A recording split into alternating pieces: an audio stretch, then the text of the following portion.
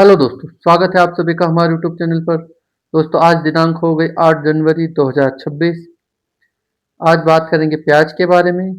प्याज जिसकी अभी हालत थोड़ी ख़राब देखने को मिल रही है।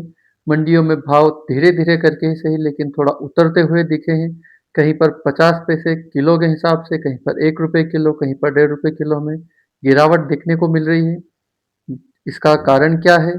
कहाँ पर प्याज अधिक मात्रा में आ रहा है? पुराने प्याज की क्या स्थिति है और आगे क्या होगा? ये गिरावट किस कारण है? इसके अलावा बांग्लादेश को लेकर भी थोड़ी छोटी खबर है, वो भी मैं आपके साथ साझा करूँगा। और महाराष्ट्र के जो किसान है या विपक्षी नेता है या जो भी पार्टियाँ हैं, उन्होंने सरकार के लिए कुछ मतलब एक सुझाव दिए थे।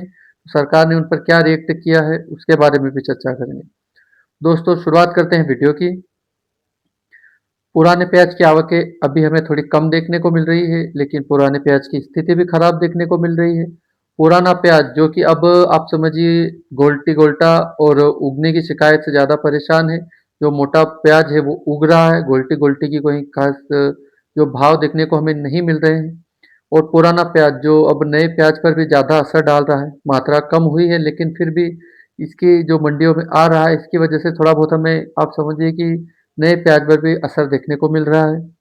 पुराना प्याज लगभग अब किसानों को निकाल देना चाहिए क्योंकि अब नए प्याज का प्रेशर बढ़ता ही जाएगा। महाराष्ट्र की तरफ से, गुजरात की तरफ से और इसके बाद फिर जो गर्मी वाला प्याज है वो आ जाएगा एमपी और महाराष्ट्र का। तो पुराने प्याज की अब कोई खास आप उम्मीद ना समझे कि इसके कोई खास भाव हमें बढ़ते हुए देखने को मिलेंगे। बाकी आगे भी बताऊंगा कि किस वजह से इसके भाव और भी बढ़ने की संभावनाएं कम होती हुई दिख रही है। नया प्याज अच्छी खासी मात्रा में आ रहा है, लेकिन अगर आप बात समझे तो अभी भाव जिस प्रकार है, तो जो किसान है जो कच्चा प्याज उखाड़ के ला रहे हैं या फिर जो पूरी साइज नहीं बन रहे और वो प्याज उखाड़ के ला रहे हैं, उनके लिए एक सुझाव है कि अपना माल थोड़ा पकाएं, अच्छी क्वालिटी बनाएं। ज़्यादा जल्दी करने की ज़रूरत नहीं है क्योंकि भाव आप देख ही रहे हैं, भाव बढ़ नहीं रहे हैं। भाव धीरे-धीरे नरम ही हो रहे हैं। आप माल अगर अच्छा पका कर लाएँगे तो आपको आप समझिए कि उसकी मात्रा बढ़ेगी, वज़न पर वो अधिक पड़ेगा, तो हो सकता है आपको उससे थोड़ा बहुत फ़ायदा देखने को मिले। कच्चा माल लाएँगे तो उसका भी भाव कम मिलेगा और आपको घाटा हो सकता है। बात करें भाव जो अभी गिर रहे हैं, किसकी वजह से गिर रहे हैं, तो थोड़ा बहुत इस पर मौसम का असर देखने को मिल रहा है। जो आप समझिए उत्तर भारत है या फिर पूर्वोत्तर भारत है, इस इस साइड पर ठंड अधिक मात्रा में पड़ रही है जिसकी वजह से थोड़ी लेवाली हमें और डिमांड कम देखने को मिल रही है। आप समझिए ठंड की अधिकता होने से जो कस्टमर है या जो व्यापारी है जो थोक में बाहर माल बेचते हैं, वो मंडियों में कम आ रहे हैं। आ भी रहे हैं तो उगने की जो प्याज में शिकायत आ रही है उसकी वजह से वो माल थोड़ा कम ले रहे हैं और अपना काम चला रहे हैं। जिससे जो प्रोडक्शन मंडियाँ हैं एमपी, महाराष्ट्र या फिर आप गुजरात की समझिए, इन पर थोड़ा असर देखने को मिल रहा है। इसके अलावा अगर बात करें तो थोड़ा बहुत धुंध की वजह से भी है, जो ट्रांसपोर्ट में हमें थोड़ा बहुत आगे-पीछे देखने को मिल रहा है।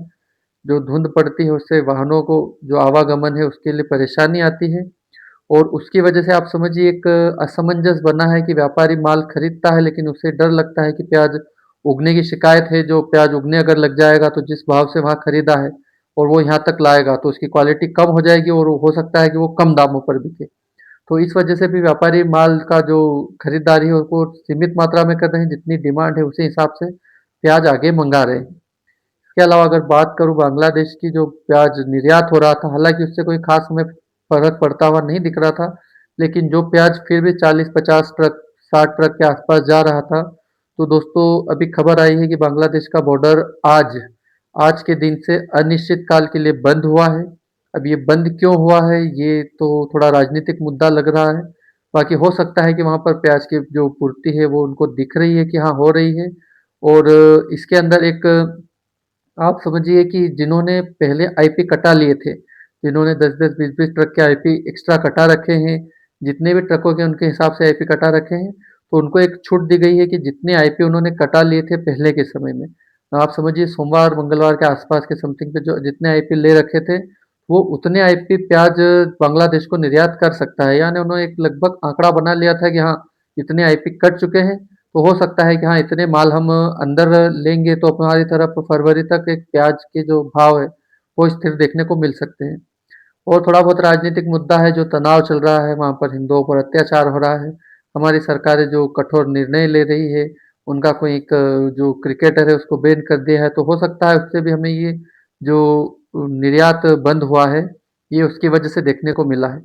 और ये निर्यात इस प्रकार बंद हुआ है कि आप समझिए कि अनिश्चित काल के लिए, मतलब कोई भरोसा नहीं कब खुलेगा। अब इसके अलावा जो बात करूँ मैं आपको बताऊँ, जो महाराष्ट्र की तरफ से है, तो जो महाराष्ट्र ने प्याज निर्यात के लिए आरओटीटीपी से समर्थन जो मांगा था, कि पहले जो 1.9 था उसको 4% की मांग करने की इन्होंने की थी, कि 4% तक इसको बढ़ाया जाए। तो आप समझिए कि उसको एक मंजूरी दे दी गई है, क्योंकि अभी पिछले दिनों में आप समझिए 15 दिन में लगभग 170 से 200 करोड़ रुपए का नुकसान जो लासलगांव या नासिक के किसानों को उठाना पड़ा है, क्योंकि भाव लगातार गिर गए उसकी वजह से। तो जो वहाँ के किसान नेता है, किसान संघ है, या जो भी किसानों के लिए कार्य करने वाले आदमी हैं, उन्होंने जो एक इसको राजनीतिक मुद्दा बनाकर उठाया था, सरकार ने उसकी जो डिमांड है उसको लगभग जो छपा है पेपर में कि हाँ उन्होंने मान लिया है।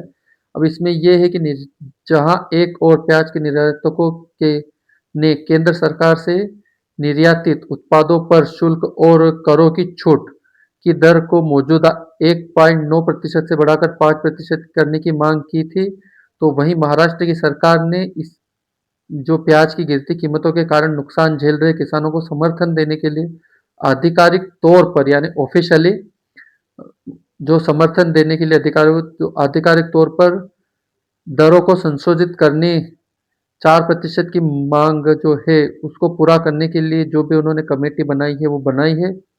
और इस पर उन्होंने जो भी निर्णय लिया है कि हाँ इसको हम करेंगे या इसका संशोधन करेंगे और जितना हो सकेगा उतना बढ़ाएंगे। तो जो महाराष्ट्र के विपणन मंत्री जय कुमार रावल ने राज्य और विधान परिषद के सदस्यों को बताया कि राज्य सरकार ने मुख्यमंत्री स्तर पर केंद्र से जो आरओटीडीपी की दर को संशोधित करके 4% करने का अनुरोध किया है। उन्होंने कहा है कि यह प्रस्ताव केंद्र सरकार को प्रस्तुत कर दिया गया है और वर्तमान पर इस पर विचार चल रहा है। तो दोस्तों, वहाँ के किसान है या किसान जो नेता है या किसानों के लिए जो कार्य करती हैं पार्टियां, उन्होंने थोड़ी कोशिश की है कि जो किसानों को घाटा हुआ है उस पर थोड़ा बहुत उन्हें जो भी आप समझिए मुआवजा है या समर्थन मूल्य है या जो भी है वो मिल सके। तो दोस्तों, मैं आपको फिर से पॉइंट बता दूं किस किस पर हमने बात की थी। पुराने प्याज की स्थिति खराब है और लगभग आदमी जो किसान है वो पुराना प्याज बेचकर मतलब जो भी हो फायदा वो ले सके, क्योंकि आप समझिए वहाँ पर बॉर्डर बंद हो गया है और इधर प्याज की लेवाली कम है। अगर 50-60 ट्रक अगर रोज के जा रहे थे और अगर ये जाना बंद हो गए तो हो सकता है हमें आगे भी प्याज के दाम कम होते हुए देखने को मिल सकते हैं। इसके अलावा नया प्याज अच्छी मात्रा में आ रहा है और इसका प्रेशर लगातार बनता रहेगा, क्योंकि जो महाराष्ट्र के जो बेल्ट है नासिक पुणे या जो बाकी है, इसके अलावा गुजरात का भी माल आने लगा है। उत्तर भारत में ठंड होने की वजह से थोड़ी डिमांड कम हुई है। इसके अलावा पश्चिम बंगाल या आप समझिए जो पूर्वोत्तर के इलाके वहाँ पर भी ठंड की अधिकता है, जिसकी वजह से प्याज की जो डिमांड है वो कम देखी गई है, जिसकी वजह से हो सकता है आगे भी हमें भाव थोड़े बहुत कम देखने को मिल सकते हैं। हालांकि कितने कम होंगे या स्थिर रहेंगे इसके बारे में 1-2 दिन 4 दिन के अंदर हमें ठीक ठाक पता चल ही जाएगा। अब इसके अलावा एक और बात थी बांग्लादेश का जो बॉर्डर बंद हुआ है वो, लेकिन जिन व्यापारियों ने आईपी कटा लिए थे उनको घबराने की ज़रूरत नहीं है। उन्होंने जितने आईपी ले रखे हैं उतना माल वो बाहर मतलब उधर पहुँचा सकते हैं। इसके अलावा जो महाराष्ट्र के किसानों की बात हुई थी वो मैंने आपके साथ साझा की। दोस्तों, आपको वीडियो पसंद आया होगा और कोई जानकारी आएगी और ये जो जानकारी है बॉर्डर बंद होने की ये कितनी सच्ची है या इसमें आगे क्या देखने को मिल सकता है, तो उसको 1-2 दिन में हम आपको लगभग पूरा डाटा दे देंगे और आगे प्याज की क्या स्थिति रह सकती है उसके बारे में भी आपको सूचित कर दिया जाएगा। पुराना प्याज किसानों को बेच देना चाहिए, एक ये पर्सनल ओपिनियन भी आप मानिए, क्योंकि उग रहा है। हमारे तरफ भी जो पुराने किसान मतलब पुराना प्याज जिन किसानों ने रख रखा था, आप समझिए आधा वो यहीं पर फेंक रहे हैं और आधा वहाँ पर ले जा रहे हैं, तो उसका भाव नहीं मिल रहा है। तो घाटा बढ़े जा रहा है और आप समझ रहे हैं कि कभी भाव आगे बढ़ेंगे तो नए प्याज के ही भाव आगे बढ़ने की उम्मीद है। पुराने की कोई खास उम्मीद नहीं है कि प्याज के दाम आगे जो पुराना है उसके बढ़ते हुए दिखेंगे। दोस्तों, मिलते हैं अगले वीडियो में, तब तक के लिए जय हिंद, जय जवान, जय किसान, भारत माता की जय।